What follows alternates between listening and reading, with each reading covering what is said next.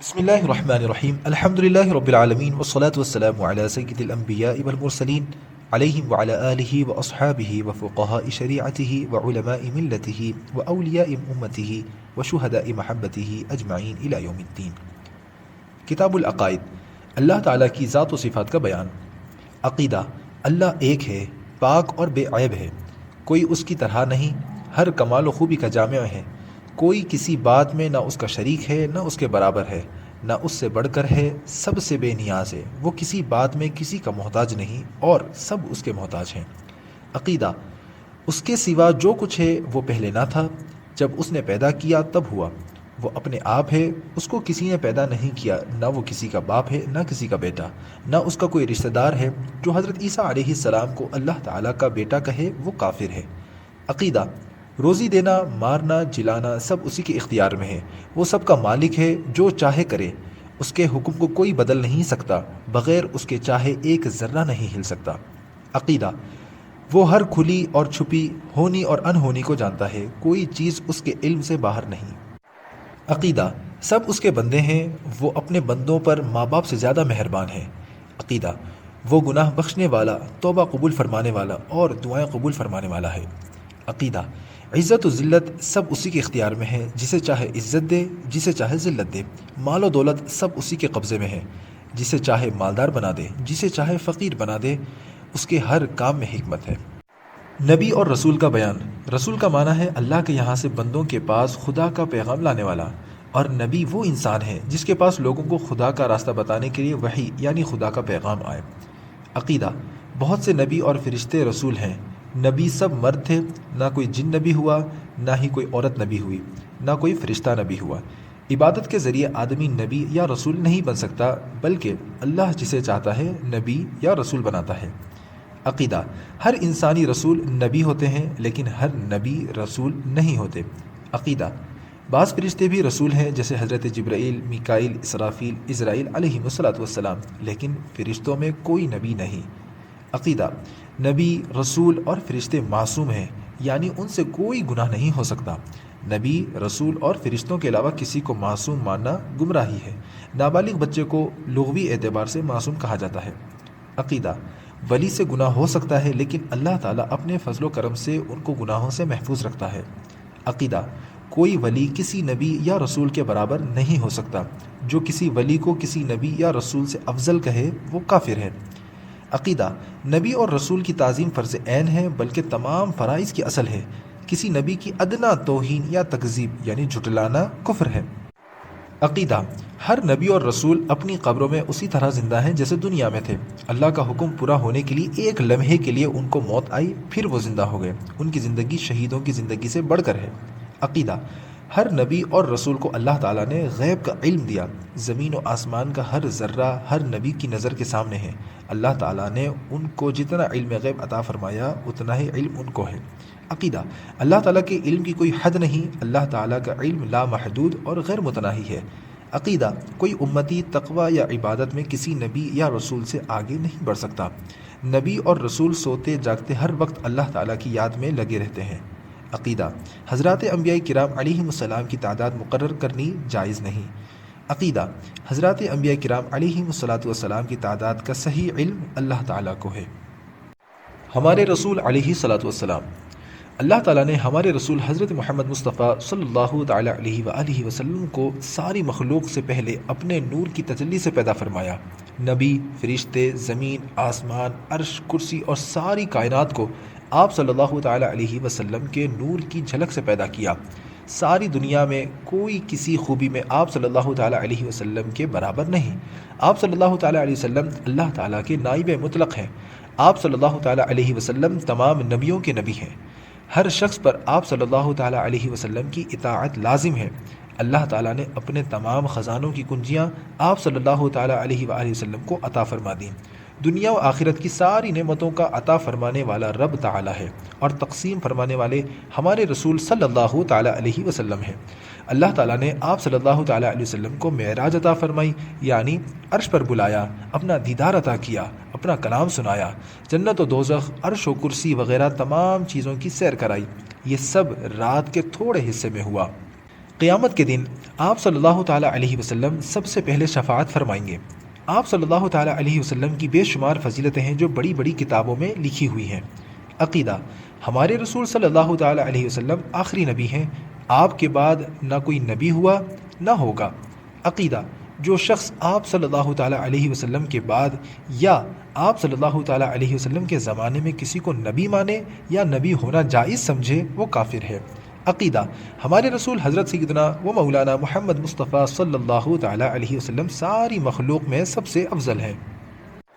فرشتوں کا بیان: اللہ تعالیٰ نے فرشتوں کو نور سے پیدا فرمایا ہے۔ اللہ تعالیٰ نے ان کو یہ طاقت دی ہے کہ یہ جو شکل چاہیں بن جائیں، انسان کی ہو یا کوئی دوسری شکل۔ عقیدہ: فرشتے اللہ تعالیٰ کے حکم کے خلاف کچھ نہیں کرتے، نہ جان بوجھ کر نہ بھول کر۔ فرشتے معصوم ہوتے ہیں، یعنی گناہ صغیرہ و گناہ کبیرہ ہر قسم کے گناہ سے پاک ہوتے ہیں۔ اللہ تعالیٰ نے بہت سے کام فرشتوں کو سپرد فرمایا ہے، کوئی روح نکالنے پر، کوئی بارش برسانے پر، کوئی نامہ اعمال لکھنے پر مقرر ہے۔ فرشتے نہ مرد ہوتے ہیں نہ عورت۔ عقیدہ: فرشتوں کے وجود کا انکار یا یہ کہنا کہ فرشتے نیکی کی قوت کا نام ہے، یہ دونوں باتیں کفر ہیں۔ موجودہ زمانے میں یہ عقیدہ نیچریوں کا ہے۔ عقیدہ: کسی فرشتے کی ذرا سی بے ادبی کفر ہے، ان کو قدیم یا خالق ماننا کفر ہے۔ جن کا بیان: اللہ تعالیٰ نے جنوں کو آگ سے پیدا فرمایا ہے، ان میں سے بعض کو اللہ تعالیٰ نے یہ طاقت دی ہے کہ جو شکل چاہیں بن جائیں۔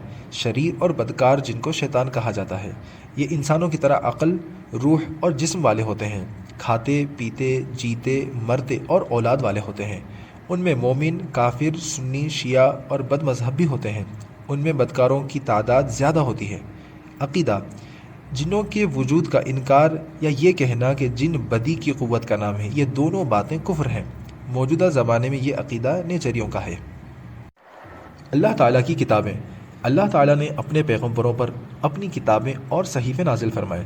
حضرت موسیٰ علیہ السلام کو توریت، حضرت داؤد علیہ السلام کو زبور، حضرت عیسیٰ علیہ السلام کو انجیل، حضرت محمد مصطفیٰ صلی اللہ تعالیٰ علیہ وسلم کو قرآن مجید عطا فرمایا۔ قرآن مجید کے علاوہ دوسری کتابوں میں لوگوں نے کچھ گھٹا بڑھا دیا، لیکن قرآن مقدس جیسا نازل ہوا تھا بالکل ویسا ہی ہے اور ویسا ہی رہے گا۔ اگر ساری دنیا مل کر کوشش کرے تو بھی اس کا ایک حرف نہیں بدل سکتا، نہ کوئی قرآن کی طرح کتاب لکھ سکتا ہے۔ قرآن مجید اللہ تعالیٰ کی آخری کتاب ہے اور ہمارے رسول صلی اللہ تعالیٰ علیہ وسلم اللہ کے آخری نبی اور رسول ہے۔ جو کچھ اللہ تعالیٰ نے قرآن میں بندوں کو بتانے کے لیے احکام و ہدایت نازل فرمایا تھا، حضور اقدس رسول اکرم صلی اللہ تعالیٰ علیہ وسلم نے اپنی حدیثوں میں ان کو تفصیل سے بیان فرما دیا۔ 4 مشہور آسمانی کتابوں کے علاوہ اللہ تعالیٰ نے اپنے بعض پیغمبروں کو صحیفے عطا فرمائے۔ چند صحیفے حضرت آدم علیہ السلام کو اور کچھ صحیفے حضرت ابراہیم علیہ السلام کو عطا ہوئے۔ امامت و خلافت کا بیان: امامت کی 2 قسم ہے، امامت صغریٰ و امامت کبریٰ۔ امامت صغریٰ نماز کی امامت ہے۔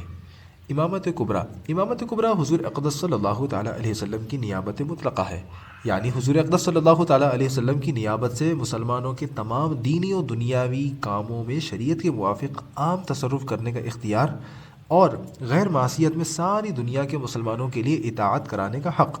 اس امامت کے لیے مسلم، آزاد، مرد، عاقل، بالغ، قرشی، قادر ہونا شرط ہے، اپنے زمانے میں سب سے افضل ہونا شرط نہیں۔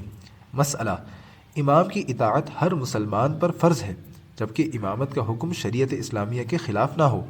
مسئلہ: شریعت کے خلاف حکم میں کسی کی فرما برداری درست نہیں۔ مسئلہ: امام ایسا شخص بنایا جائے جو بہادر، سیاستدان اور عالم دین ہو، یا علماء دین کی مدد سے کام کرے۔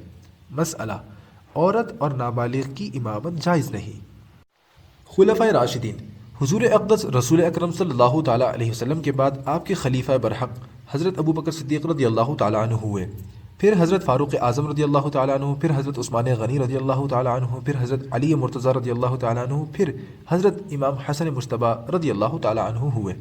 ان حضرات کی خلافت کو خلافت راشدہ کہا جاتا ہے، اس لیے کہ ان حضرات نے حضرت رسول اللہ صلی اللہ تعالیٰ علیہ وسلم کی سچی نیابت کا پورا حق ادا کیا۔ منہاج نبوت پر خلافت راشدہ 30 سال رہی، یعنی حضرت سیدنا امام حسن مجتبیٰ رضی اللہ تعالیٰ عنہ کی 6 ماہ کی خلافت پر ختم ہو گئی۔ پھر حضرت عمر بن عبد العزیز رضی اللہ تعالیٰ عنہ کی خلافت راشدہ ہوئی، اور آخری زمانے میں حضرت امام مہدی رضی اللہ تعالیٰ عنہ کی ہوگی۔ عقیدہ: حضرات انبیاء و مرسلین علیہم الصلاۃ والسلام کے بعد تمام انسانوں میں سب سے افضل حضرت صدیق اکبر ہیں، پھر فاروق اعظم، پھر عثمان غنی، پھر مولا علی شیر خدا رضی اللہ تعالی عنہم اجمعین۔ صحابہ کرام، صحابی اس مسلمان کو کہا جاتا ہے جس نے حضرت رسول اللہ صلی اللہ تعالی علیہ وسلم کی خدمت میں حاضری دی اور ایمان کے ساتھ دنیا سے گئے۔ سب صحابی اہل خیر و صلاح اور عادل و ثقہ ہیں۔ جب کسی صحابی کا ذکر ہو تو خیر ہی کے ساتھ ہونا فرض ہے۔ عقیدہ، کسی صحابی کی توہین و بے ادبی بد عقیدگی اور بد مذہبی ہے۔ عقیدہ، کوئی ولی کسی صحابی کے رتبے نہیں پہنچ سکتا۔ اہل بیت اعظام، اہل بیت حضرت رسول اللہ صلی اللہ علیہ وسلم کی ازواج مطہرات اور آپ صلی اللہ علیہ وسلم کی اولاد ہیں۔ صحابہ کرام اور اہل بیت کی محبت دراصل حضرت رسول اللہ صلی اللہ علیہ وسلم کی محبت ہے۔ عقیدہ، حضرات حسنین کریمین رضی اللہ تعالی عنہما اعلیٰ درجے کے شہداء میں سے ہیں۔ ان میں سے کسی کی شہادت کا انکار گمراہی و بددینی ہے۔ عقیدہ، جو شخص حضرت امام حسین شہید کربلا رضی اللہ تعالی عنہ کو باغی کہے یا یزید کو حق پر بتائے وہ مردود، خارجی اور مستحق جہنم ہے۔ ولایت کا بیان، ولی وہ مومن صالح ہے جس کو رب تعالیٰ کی معرفت اور قرب الہی کا ایک خاص درجہ ملا ہو۔ اکثر شریعت کے مطابق عبادت و ریاضت سے ولایت کا درجہ ملتا ہے، اور کبھی اللہ تعالیٰ بلا ریاضت و مجاہدے بھی ولایت عطا فرماتا ہے۔ اولیاء کرام ہر زمانے میں ہوتے ہیں، لیکن ان کو پہچاننا آسان نہیں۔ اللہ تعالیٰ ان کو بڑی قوت عطا فرماتا ہے۔ وہ ہزاروں میل کی دوری سے مدد مانگنے والوں کی مدد فرماتے ہیں۔ موت کے بعد ان کی قوتیں اور بڑھ جاتی ہیں۔ ان کے مزارات مبارکہ کی حاضری برکتوں کا ذریعہ ہے۔ عقیدہ، تمام اولیاء کرام میں سب سے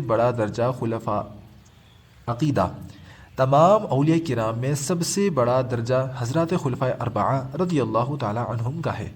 مسئلہ، اولیاء کرام کا عرس یعنی ہر سال ان کے وصال کے دن قرآن خوانی، فاتحہ، ایصال ثواب، وعظ و تقریر اور تعلیم دین و تبلیغ دین اچھی چیز اور ثواب کا کام ہے۔ ناجائز کام جیسے ناچ، تماشا وغیرہ ہر حالت میں ناجائز ہیں، اور مزارات طیبہ کے پاس یہ سب کام کرنا سخت ناجائز و بے ادبی ہے۔ بیعت کا بیان، حضرات اولیاء کرام رضی اللہ تعالی عنہم اجمعین کے سلسلے میں داخل ہونا یعنی مرید ہونا دونوں جہاں کی بھلائی و برکت کا ذریعہ ہے۔ بیعت سے پہلے پیر میں یہ 4 باتیں دیکھ لینا ضروری ہے۔ نمبر 1، سنی صحیح العقیدہ ہو، ورنہ ایمان بھی ہاتھ سے جائے گا۔ نمبر 2، اتنا علم رکھتا ہو کہ اپنی ضرورت کے مسائل کتابوں سے نکال لے، ورنہ وہ حلال و حرام، جائز و ناجائز میں فرق نہ کر سکے گا۔ نمبر 3، فاسق معلن نہ ہو، کیونکہ فاسق کی توہین واجب ہے اور پیر کی تعظیم ضروری ہے۔ نمبر 4، اس کا سلسلہ حضور اقدس رسول اکرم صلی اللہ تعالی علیہ وسلم تک متصل ہو، ورنہ اوپر سے فیض نہ پہنچے گا۔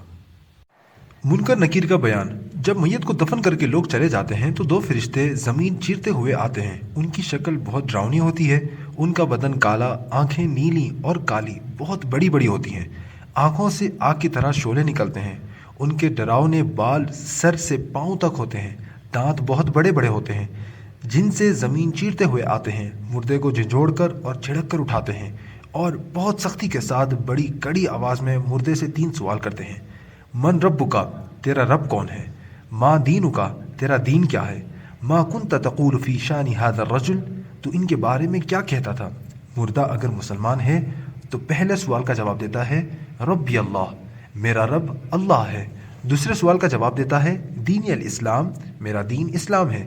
تیسرے سوال کا جواب دیتا ہے ہوا رسول اللہ صلی اللہ تعالی علیہ وسلم، یعنی یہ اللہ کے رسول ہیں، اللہ کی طرف سے ان پر رحمت و سلامتی نازل ہو۔ جب مردہ سوالوں کا صحیح جواب دیتا ہے تو آسمان سے آواز آتی ہے کہ میرے بندے نے سچ کہا، اس کے لیے جنت کا بچھونا بچھاؤ اور جنت کا کپڑا پہناؤ اور جنت کا دروازہ کھول دو۔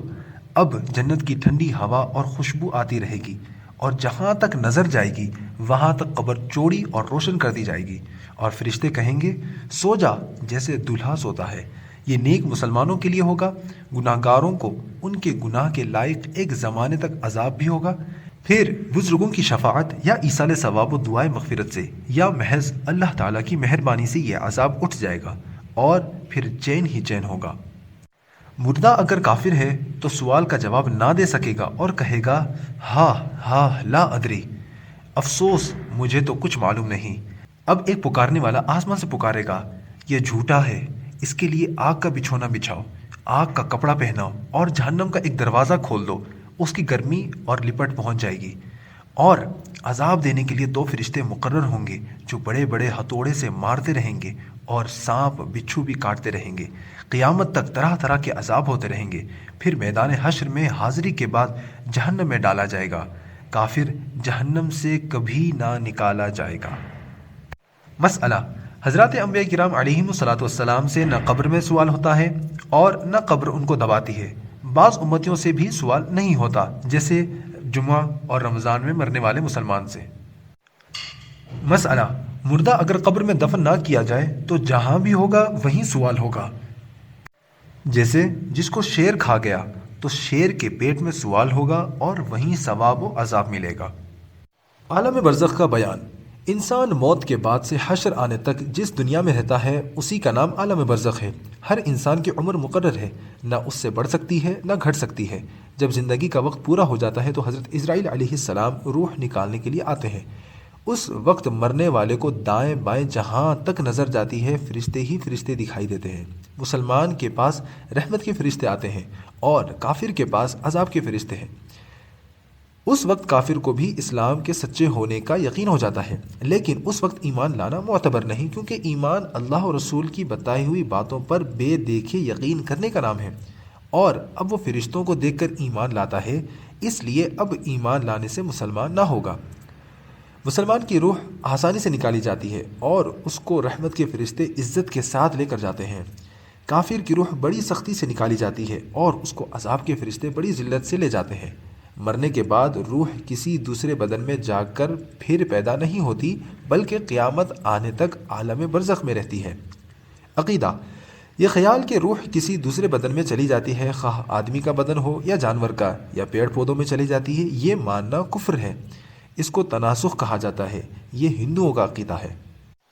مسئلہ: ثواب اور عذاب بدن اور روح دونوں پر ہوتا ہے، یعنی جسم پر ہونے والے آرام و تکلیف کا روح کو احساس ہوتا ہے۔ آرام دیکھ کر روح خوش ہوتی ہے اور تکلیف دیکھ کر غمگین ہوتی ہے۔ روح اور موت کا بیان: موت یہ ہے کہ روح بدن سے نکل جائے، لیکن روح بدن سے نکل کر مٹ نہیں جاتی بلکہ عالم برزخ میں رہتی ہے۔ ایمان و عمل کے اعتبار سے ہر ایک روح کے لیے الگ الگ جگہ مقرر ہے، قیامت تک وہیں رہیں گے، کسی کی جگہ عرش کے نیچے، کسی کی اعلیٰ علیین میں اور کسی کی زمزم شریف کے پاس، کسی کی قبر کے پاس۔ کافروں کی روح قید میں رہتی ہے، کسی کی چاہ برہوت میں، کسی کی سجین میں، کسی کی اس کے مرگھٹ یا قبر پر۔ کافر کی روح کو کہیں آنے جانے کی اجازت نہیں ہوتی۔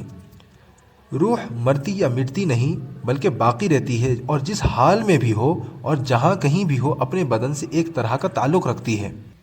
بدن کی تکلیف سے اسے بھی تکلیف ہوتی ہے اور بدن کے آرام سے آرام محسوس کرتی ہے۔ جو کوئی اس کی قبر پر آئے اسے دیکھتی ہے، پہچانتی ہے، اس کی بات سنتی ہے۔ مسلمان کی روح کے بارے میں حدیث میں آیا ہے کہ اس کی راہ کھول دی جاتی ہے، وہ جہاں چاہے جائے۔ روح کے لیے دور اور نزدیک سب برابر ہے۔ دوبارہ، روح کے لیے دور اور نزدیک سب برابر ہے۔ لمحہ بھر میں کہاں سے کہاں چلی جاتی ہے۔ دفن کے بعد قبر مردہ کو دباتی ہے، مومن کو اس طرح جیسے ماں بچے کو، اور کافر کو اس طرح کہ ادھر کی پسلیاں ادھر ہو جاتی ہیں۔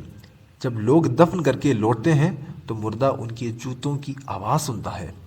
بدن اگرچہ چند مہینوں میں گل سڑ کر ختم ہو جاتا ہے، لیکن اس کی اصلی اجزاء قیامت تک باقی رہیں گے، انہی پر ثواب و عذاب ہوگا، اور پھر انہیں اجزاء پر حشر کے دن پھر بدن تیار ہوں گے۔ یہ اجزاء ریڑھ کی ہڈی میں کچھ ایسے باریک بہت ہی چھوٹے چھوٹے ہیں جو خوردبین سے بھی نہیں دیکھے جا سکتے، نہ انہیں آگ جلا سکتی ہے نہ زمین گلا سکتی ہے۔ یہی بدن کی بیج ہے۔ انہی اجزاء کے ساتھ اللہ تعالیٰ بدن کے حصوں کو جمع فرمائے گا جو راکھ یا مٹی ہو کر ادھر ادھر پھیل گئے، اور پھر وہی پہلا جسم بن جائے گا، اور حشر کے دن روح اسی جسم میں آ کر میدان حشر میں حاضر ہوگی۔ مسئلہ: نبی، رسول، ولی، عالم دین، شہید، قرآن پر عمل کرنے والا حافظ، ہر وقت درود شریف پڑھنے والا، اور وہ جسم جس نے کبھی گناہ نہ کیا ہو، ان تمام کے جسم کو مٹی نہیں کھاتی۔ مسئلہ: جو کہے کہ حضرات انبیاء کرام علیہم السلام مر کر مٹی میں مل گئے، وہ گمراہ اور بے ادب ہے۔ مسئلہ: ہمارے رسول صلی اللہ تعالیٰ علیہ وسلم آج بھی زندہ ہے، ہر لمحہ آپ صلی اللہ تعالیٰ علیہ وسلم کا درجہ بڑھتا جا رہا ہے۔ تقلید کا بیان۔ تقلید یعنی دین اسلام کے چاروں ائمہ مجتہدین میں سے کسی ایک کے طریقے پر احکام شریعہ بجا لانا، یعنی امام اعظم ابو حنیفہ، امام مالک، امام محمد بن ادریس شافعی یا امام احمد بن حنبل رضی اللہ تعالی عنہم اجمعین کے طریقے پر نماز، روزہ، حج، زکوٰۃ وغیرہ ادا کرنا۔ توضیح: ان ائمہ مجتہدین نے اپنی جانب سے کچھ نہ کہا، بلکہ قرآن و حدیث کا مطلب صاف صاف لفظوں میں بیان کیا جو عام مسلمانوں بلکہ عالموں کی سمجھ سے باہر تھا۔ لہٰذا ان اماموں کی پیروی در حقیقت قرآن و حدیث کی پیروی ہے۔ مسئلہ: کسی ایک امام مجتہد کی تقلید کو تقلید شخصی کہا جاتا ہے۔ مسئلہ: جو شخص ایک امام کی تقلید کرتا ہو وہ دوسرے امام کی تقلید نہیں کر سکتا، یعنی یہ درست نہیں کہ چند مسئلوں میں ایک امام کی پیروی کرے اور دوسرے مسئلوں میں دوسرے امام کی، بلکہ تمام مسائل میں ایک معین امام مجتہد کی پیروی واجب ہے۔ مسئلہ: اب تمام علماء دین کا اتفاق ہے کہ ان چاروں ائمہ مجتہدین کے علاوہ کسی اور امام مجتہد کی تقلید جائز نہیں۔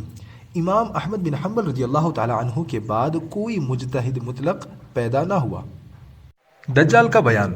دجال کانا ہوگا، اس کی ایک آنکھ ہوگی، وہ خدا ہونے کا دعویٰ کرے گا، اس کے ماتھے پر کافر لکھا ہوگا یعنی کافر، جس کو ہر مسلمان پڑھے گا اور کافر کو دکھائی نہ دے گا۔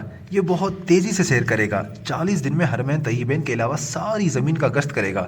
اس 40 دن میں پہلا دن سال بھر کے برابر ہوگا، دوسرا دن مہینے بھر کے برابر ہوگا، تیسرا دن ہفتے کے برابر اور باقی دن 24 گھنٹے کے ہوں گے۔ اس کا فتنہ بہت سخت ہوگا، ایک باغ اور ایک آگ اس کے ساتھ ہوگی، جس کا نام وہ جنت و دوزخ رکھے گا۔ جہاں جائے گا ان کو ساتھ لے جائے گا۔ اس کی جنت دراصل آگ ہوگی اور اس کا جہنم آرام کی جگہ۔ لوگوں سے کہے گا ہم کو خدا مانو، جو اسے خدا کہے گا اسے اپنی جنت میں ڈالے گا اور جو انکار کرے گا اسے جہنم میں پھینک دے گا۔ مردے جلائے گا، پانی برسائے گا، زمین کو حکم دے گا وہ پودے اگائے گی۔ ویرانے میں جائے گا تو وہاں کے دفینے یعنی خزانے شہد کی مکھیوں کی طرح اس کے ساتھ ہو جائیں گے۔ اس قسم کے بہت سے جادو دکھائے گا، یہ سب جادو کے کرشمے ہوں گے اور حقیقت میں کچھ نہیں ہوگا۔ اس لیے اس کے وہاں سے جانے کے بعد لوگوں کے پاس کچھ نہیں رہے گا۔ جب حرمین شریفین داخل ہونا چاہے گا فرشتے اس کا منہ پھیر دیں گے۔ دجال کے ساتھ یہودیوں کی فوج ہوگی۔ حضرت عیسیٰ علیہ السلام کا زمین پر آنا۔ جب دجال ساری دنیا میں گھوم پھر کر ملک شام کو جائے گا اس وقت حضرت عیسیٰ علیہ السلام دمشق کی جامع مسجد کے پوربی مینارے پر آسمان سے اتریں گے۔ یہ صبح کا وقت ہوگا، فجر کی نماز کے لیے اقامت ہو چکی ہوگی، جب حضرت عیسیٰ علیہ السلام حضرت امام مہدی رضی اللہ تعالیٰ عنہ کو امامت کا حکم دیں گے۔ حضرت امام مہدی نماز پڑھائیں گے۔ حضرت عیسیٰ علیہ السلام کی سانس کی خوشبو سے دجال پھلگنا شروع ہوگا، جیسے پانی نمک سے پگھلتا ہے۔ آپ کی سانس کی خوشبو وہاں تک جائے گی جہاں تک نگاہ پہنچتی ہے۔ آپ کو دیکھ کر دجال بھاگے گا، آپ اس کا پیچھا کریں گے اور اس کی پیٹھ میں نیزہ ماریں گے، اس سے وہ مر جائے گا۔ پھر حضرت عیسیٰ علیہ السلام سلیب توڑیں گے، خنزیر کو قتل کریں گے۔ جتنے یہودی و عیسائی باقی ہوں گے وہ آپ پر ایمان لائیں گے۔ اس وقت ساری دنیا میں دین ایک یعنی دین اسلام ہوگا اور مذہب ایک یعنی مذہب اہل سنت ہوگا۔ بچے سانپ سے کھیلیں گے، شیر اور بکری ایک ساتھ چریں گے، آپ نکاح کریں گے، اولاد بھی ہوگی، 40 برس رہیں گے اور وصال کے بعد حضرت رسول اللہ صلی اللہ تعالی علیہ وسلم کے روضہ مبارک میں دفن ہوں گے۔ ابھی وہاں ایک قبر کی جگہ خالی ہے۔ حضرت امام مہدی کا ظاہر ہونا۔ حضور اقدس صلی اللہ تعالی علیہ وسلم کی اولاد میں حسنی سادات میں سے حضرت امام مہدی رضی اللہ تعالیٰ عنہ ہوں گے۔ امام مہدی مجتہد ہوں گے۔ قیامت کے قریب تمام دنیا میں کفر پھیل جائے گا اور اسلام صرف حرمین شریفین میں رہ جائے گا۔ اس وقت اولیاء ابدال سب وہیں ہجرت کر جائیں گے۔ رمضان شریف کا مہینہ ہوگا، ابدال کعبہ شریف کا طواف کر رہے ہوں گے، حضرت امام مہدی بھی وہاں موجود ہوں گے۔ اولیاء انہیں پہچانیں گے، ان سے بیعت لینے کی گزارش کریں گے، وہ انکار کریں گے۔ غیب سے آواز آئے گی، ھذا خلیفۃ اللہ المہدی فاسمعوا لہ واطیعوہ۔ ترجمہ، یہ اللہ کا خلیفہ مہدی ہے، اس کی بات سنو اور اس کی فرما برداری کرو۔ تمام لوگ ان کے ہاتھ پر بیعت کریں گے، پھر حضرت امام مہدی رضی اللہ تعالی عنہ سب کو اپنے ساتھ لے کر ملک شام آ جائیں گے۔ قیامت کا بیان۔ ایک دن تمام دنیا یعنی انسان، حیوان، جن، فرشتے، زمین، آسمان اور جو کچھ ان میں ہے سب فنا ہو جائیں گے۔ اللہ تعالیٰ کے علاوہ کچھ باقی نہ رہے گا۔ اسی کو قیامت کہا جاتا ہے۔ قیامت آنے سے پہلے بہت سی نشانیاں ظاہر ہوں گی۔ کچھ خاص نشانیوں کا ذکر کیا جاتا ہے، ان میں سے بعض نشانیاں ظاہر ہو چکی ہیں اور بعض باقی ہیں۔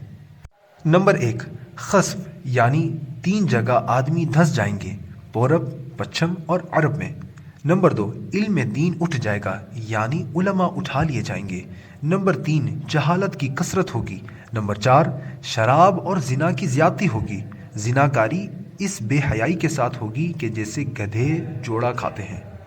نمبر 5، مرد کم ہوں گے، عورتیں زیادہ ہوں گی، یہاں تک کہ ایک مرد کی سرپرستی میں 50 عورتیں ہوں گی۔ نمبر 6، مال کی زیادتی ہوگی۔ نمبر 7، عرب میں کھیتی، باغ اور نہریں ہو جائیں گے۔ نہر فرات اپنے خزانے کھول دے گی اور وہ سونے کے پہاڑ ہوں گے۔ نمبر 8، مرد اپنی بیوی کے حکم پر چلے گا، ماں باپ کی نافرمانی کرے گا، دوستوں سے میل جول اور ماں باپ سے جدائی رکھے گا۔ نمبر 9، گانے بجانے کی کثرت ہوگی۔ نمبر 10، لوگ اگلوں پر لعنت کریں گے، ان کو برا کہیں گے۔ نمبر 11، بدکار اور نااہل سردار بنا دیے جائیں گے۔ نمبر 12، ذلیل لوگ جن کو بدن کا کپڑا نہیں ملتا تھا۔ نمبر 12، ذلیل لوگ جن کو بدن کا کپڑا نہیں ملتا تھا وہ بڑے محلوں میں رہیں گے۔ نمبر 13، مسجدوں میں لوگ شور و غل کریں گے۔ نمبر 14، اسلام پر عمل کرنا اتنا مشکل ہوگا جیسے مٹھی میں انگارہ لینا، یہاں تک کہ آدمی قبرستان جا کر تمنا کرے گا کہ اے کاش میں اس قبر میں ہوتا۔ نمبر 15، وقت میں برکت نہ ہوگی، سال مہینے کی طرح، مہینہ ہفتے کی طرح، ہفتہ دن کی طرح گزر جائے گا اور دن ایسا گزرے گا جیسے کسی چیز کو آگ لگی اور جلد بھڑک کر ختم ہو گئی۔ نمبر 16، درندے جانور انسانوں سے بات کریں گے۔ نمبر 17، کوڑے کی نوک اور جوتے کا تسمہ بولے گا اور اس کی غیر حاضری میں جو کچھ گھر میں ہوا تھا وہ سب کچھ بتائے گا، بلکہ آدمی کی ران اسے خبر دے گی۔ نمبر 18، سورج پچھم سے نکلے گا، یہ نشانی ظاہر ہوتے ہی توبہ کا دروازہ بند ہو جائے گا۔ سورج پچھم سے نکلنے کے بعد اسلام لانا قبول نہ ہوگا۔ نمبر 19، بڑے دجال کے علاوہ 30 چھوٹے دجال ہوں گے، یہ لوگ نبی ہونے کا دعویٰ کریں گے۔ چھوٹے دجالوں میں سے بعض ہو چکے جیسے مسلمہ کذاب، تلیجہ بن خویلد، اسود انسی، سجاح، مرزا علی محمد باب، مرزا علی حسین بہاءاللہ، مرزا غلام احمد قادیانی اور جو باقی ہیں وہ ضرور ہوں گے۔ قیامت کن لوگوں پر آئے گی؟ حضرت عیسیٰ علیہ السلام کی وفات کے بعد جب قیامت آنے کو صرف 40 سال باقی رہ جائیں گے تب ایک ٹھنڈی خوشبودار ہوا چلے گی جو لوگوں کی بغلوں کے نیچے سے گزرے گی، جس کا اثر یہ ہوگا کہ مسلمان کی روح نکل جائے گی اور دنیا۔ قیامت کب آئے گی؟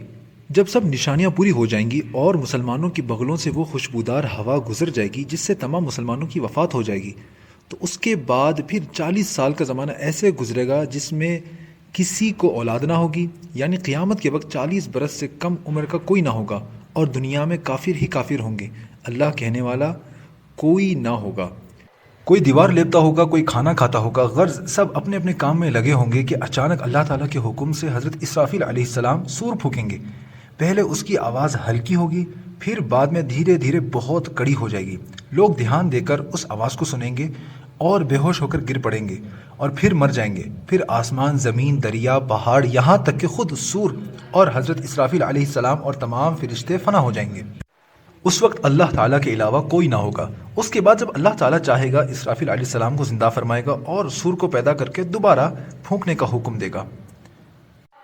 سور پھونکتے ہی تمام اولین و آخرین، فرشتے، انسان، جن، حیوانات سب موجود ہو جائیں گے۔ لوگ قبروں سے نکل پڑیں گے، ان کا اعمال نامہ ان کے ہاتھ میں دیا جائے گا اور سب لوگ حشر کے میدان میں آئیں گے۔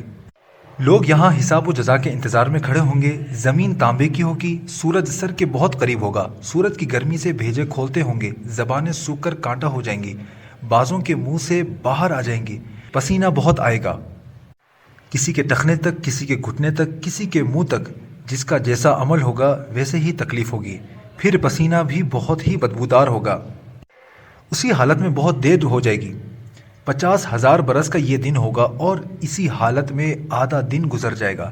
اس وقت کوئی کسی کی کچھ مدد نہ کر سکے گا، سب کو اپنی فکر ہوگی، ماں باپ بھائی بہن آل اولاد وغیرہ کوئی کام نہ آئے گا۔ اب لوگ سفارشی تلاش کریں گے جو اس مصیبت سے نجات دلائے اور جلد فیصلہ ہو۔ سب لوگ مشورہ کر کے حضرت آدم علیہ السلام کے پاس جائیں گے، وہ فرمائیں گے حضرت نوح علیہ السلام کے پاس جاؤ، وہ حضرت ابراہیم علیہ السلام کے پاس بھیجیں گے، حضرت ابراہیم علیہ السلام حضرت موسیٰ علیہ السلام کے پاس، حضرت موسیٰ علیہ السلام حضرت عیسیٰ علیہ السلام کے پاس، حضرت عیسیٰ علیہ السلام ہمارے رسول حضرت محمد مصطفیٰ صلی اللہ تعالیٰ علیہ وسلم کے پاس بھیجیں گے۔ جب لوگ ہمارے رسول صلی اللہ علیہ وسلم کے پاس فریاد کریں گے اور شفاعت کی درخواست پیش کریں گے تو آپ صلی اللہ تعالیٰ علیہ وسلم فرمائیں گے میں اس کے لیے تیار ہوں۔ اس کے بعد آپ صلی اللہ تعالیٰ علیہ وسلم بارگاہ الہی میں سجدہ کریں گے۔ اللہ تعالیٰ ارشاد فرمائے گا اے محمد صلی اللہ علیہ وسلم سر اٹھائیے، کہیے آپ کی بات سنی جائے گی، مانگیے آپ کو دیا جائے گا، شفاعت کیجیے آپ کی شفاعت قبول کی جائے گی۔ اب حساب شروع ہوگا، میزان میں بندوں کے اعمال تولے جائیں گے، اپنے ہی ہاتھ پاؤں اور بدن کے اعضاء اپنے خلاف گواہی دیں گے۔ زمین کے جس حصے پر کوئی عمل کیا تھا وہ حصہ بھی گواہی دینے کو تیار ہوگا۔ نہ کوئی یار ہوگا نہ مددگار، نہ باپ بیٹے کے کام آئے گا نہ بیٹا باپ کے کام آئے گا۔ یاجوج ماجوج کا نکلنا، یہ ایک قوم ہے جو یافس بن نوح کی اولاد سے ہے۔ ان کی تعداد بہت زیادہ ہے۔ یہ زمین میں فساد کرتے تھے، بہار کے موسم میں نکلتے تھے، ہری چیزیں سب کھا جاتے تھے، سوکھی چیزوں کو لاد کر لے جاتے، آدمیوں کو بھی کھا جاتے، اسی طرح جنگلی جانوروں، سانپوں اور بچھوؤں تک کو چٹ کر جاتے۔ حضرت ذوالقرنین نے آہنی دیوار کھینچ کر ان کا آنا روک دیا۔ جب دجال کو قتل کر کے اللہ تعالیٰ کے حکم سے حضرت عیسیٰ علیہ السلام مسلمانوں کو کوہ طور پر لے جائیں گے، تب دیوار توڑ کر یاجوج ماجوج نکلیں گے، زمین میں بڑا فساد مچائیں گے، لوٹ مار اور قتل کریں گے۔ پھر اللہ تعالیٰ حضرت عیسیٰ علیہ السلام کی دعا سے انہیں ہلاک فرما دے گا۔ دابۃ الارض کا نکلنا، یہ ایک عجیب شکل کا جانور ہے جو کوہ صفا سے نکلے گا، تمام شہروں میں بہت جلد گشت کرے گا، بہت فصیح گفتگو کرے گا۔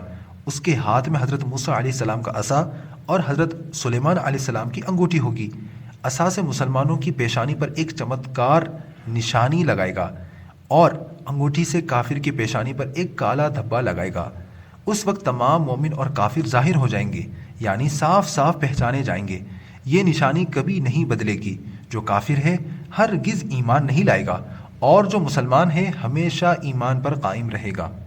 جنت ایک بہت بڑا بہت اچھا گھر ہے جس کو اللہ تعالیٰ نے مسلمانوں کے لیے بنایا ہے۔ اس کی دیوار سونے چاندی کی اینٹوں اور مشک کے گارے سے بنی ہے، زمین زعفران اور عنبر کی ہے، کنکریوں کی جگہ موتی اور جواہرات ہیں۔ اس میں جنتیوں کے رہنے کے لیے بہت خوبصورت ہیرے، جواہرات اور موتی کے بنے ہوئے بڑے بڑے محل اور خیمے ہیں۔ جنت میں 100 درجے ہیں، ہر درجے کی چوڑائی اتنی ہے جتنی زمین سے آسمان تک۔ جنت کے دروازے اتنے چوڑے ہیں کہ دروازے کی ایک بازو سے دوسرے بازو تک تیز رفتار گھوڑا 70 برس میں پہنچے۔ جنت میں ایسی نعمتیں ہوں گی جو کسی کے خواب و خیال میں بھی نہیں آتی۔ قسم قسم کے پھل، میوے، دودھ، شہد، شراب اور اچھے اچھے کھانے، خوبصورت کپڑے جو دنیا میں کسی کو نصیب نہ ہوئے وہ جنتیوں کو دیے جائیں گے۔ خدمت کے لیے ہزاروں صاف ستھرے غلمان اور ہر جنتی کو سینکڑوں حوریں ملیں گی۔ یہ حوریں اتنی خوبصورت ہیں کہ اگر کوئی حور دنیا کی طرف جھانک لے تو اس کی چمک اور خوبصورتی سے ساری دنیا کے لوگ بے ہوش ہو جائیں گے۔ جنت میں نہ نیند آئے گی، نہ کسی طرح کی بیماری، نہ کوئی ڈر ہوگا، نہ کسی طرح کی تکلیف، نہ وہاں کبھی موت آئے گی، بلکہ ہر طرح کا آرام ہوگا اور ہر خواہش پوری ہوگی۔ اور جنت میں سب سے بڑی نعمت اللہ تعالیٰ کا دیدار ہوگا۔ جہنم کا بیان، جہنم ایک گھر ہے، اس میں سخت اندھیرا اور تیز کالی آگ ہوگی جس میں روشنی کا نام و نشان نہیں۔ یہ بدکاروں اور کافروں کے رہنے کے لیے بنایا گیا ہے۔ کافر اس میں ہمیشہ قید رہیں گے، اس کی آگ ہر لمحہ بڑھتی رہے گی۔ جہنم کی آگ اتنی تیز ہے کہ سوئی کی نوک برابر کھول دی جائے تو ساری دنیا والے اس کی گرمی سے مر جائیں۔ اگر جہنم کا کوئی داروغہ دنیا میں آ جائے تو اس کی ڈراؤنی صورت دیکھ کر تمام لوگوں کی جان نکل جائے، کوئی آدمی زندہ نہ بچے۔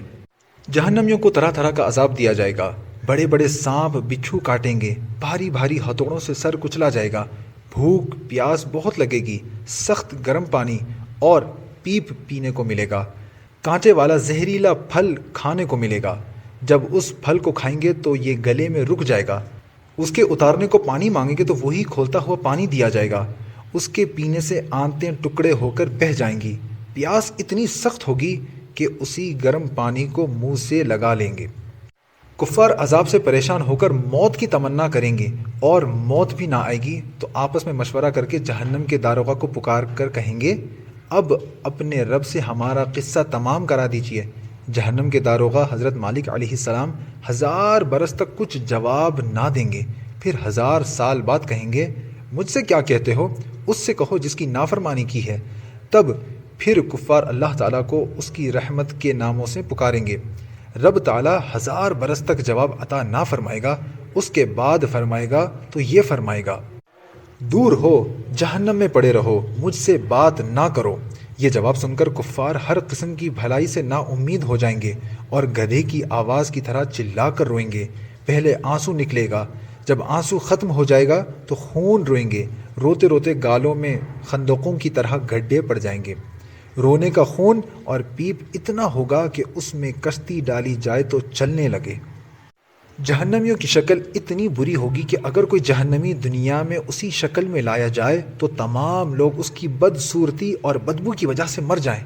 آخر میں کافروں کے لیے یہ ہوگا کہ ہر کافر کو اس کے قد کے برابر صندوق میں بند کر دیں گے، پھر آگ بھڑکائیں گے اور آگ کا تالا لگائیں گے، پھر یہ صندوق آگ کے دوسرے صندوق میں رکھا جائے گا اور ان دونوں کے بیچ میں آگ جلائی جائے گی اور اس میں بھی تالا لگایا جائے گا۔ پھر اسی طرح اس صندوق کو ایک اور صندوق میں رکھ کر آگ کا تالا لگا کر آگ میں ڈال دیا جائے گا۔ تو اب ہر کافر یہ سمجھے گا کہ اب اس کے علاوہ کوئی بھی آگ میں نہ رہا اور یہ عذاب بالائے عذاب ہے۔ شفاعت کا بیان۔ حضور اقدس رسول اکرم صلی اللہ علیہ وسلم کی شفاعت کئی قسم کی ہوگی۔ بہت سے لوگ آپ صلی اللہ علیہ وسلم کی شفاعت سے بے حساب جنت میں داخل ہوں گے۔ بہت سے لوگ جو جہنم کے لائق ہوں گے آپ صلی اللہ علیہ وسلم کی شفاعت سے جہنم سے بچ جائیں گے۔ جو گناہگار مسلمان دوزخ میں پہنچ چکے ہوں گے وہ آپ صلی اللہ علیہ وسلم کی شفاعت سے جہنم سے نکالے جائیں گے۔ آپ صلی اللہ علیہ وسلم اللہ تعالیٰ سے جنتیوں کی شفاعت کر کے ان کے درجے بلند کرائیں گے، گناہگاروں کے گناہوں کی بخشش کرائیں گے۔ آپ صلی اللہ علیہ وسلم کو شفاعت کبریٰ کا منصب عطا ہوا ہے۔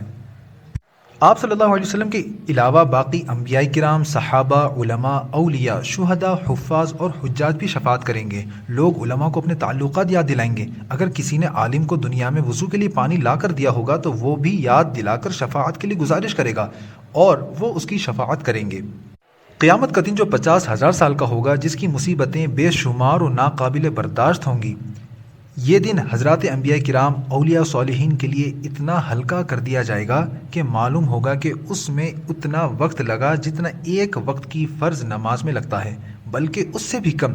یہاں تک کہ بعضوں کے لیے تو پلک جھپکنے میں سارا دن ختم ہو جائے گا۔ سب سے بڑی نعمت جو مسلمانوں کو اس دن ملے گی وہ اللہ تعالیٰ کا دیدار ہوگا۔ میزان حق ہے، یہ ایک ترازو ہوگی، اس کے 2 پلے ہوں گے، اس پر لوگوں کے اچھے برے اعمال تولے جائیں گے۔ دنیا کی ترازو کے خلاف اس کا بھاری پلہ اوپر اٹھے گا اور ہلکا پلہ نیچے کو جائے گا۔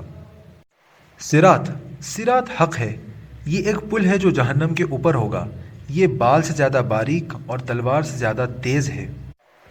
جنت کا یہی راستہ ہے، سب کو اس پر چلنا ہوگا، کافر نہ چل سکے گا اور جہنم میں گر جائے گا۔ مسلمان پار ہو جائیں گے، بعض اتنی جلدی جیسے بجلی چمکتی ہے، بعض تیز ہوا کی طرح، بعض تیز گھوڑے کی طرح، بعض آہستہ آہستہ، بعض گرتے پڑتے، یعنی جتنا اچھا عمل ہوگا اتنی ہی جلدی پار ہوگا۔ حوض کوثر حق ہے، یہ حضرت رسول اللہ صلی اللہ علیہ وسلم کو دیا گیا ہے۔ اس کی لمبائی 1 مہینے کا راستہ ہے اور اتنی ہی چوڑائی ہے۔ اس کے کنارے سونے کے ہیں، ان پر موتی کے گنبد بنے ہوئے ہیں، اس کی تہ مشک کی ہے، اس کا پانی دودھ سے زیادہ سفید اور شہد سے زیادہ میٹھا اور مشک سے زیادہ خوشبودار ہے۔ جو اس کا پانی ایک بار پی لے گا کبھی پیاسا نہ ہوگا۔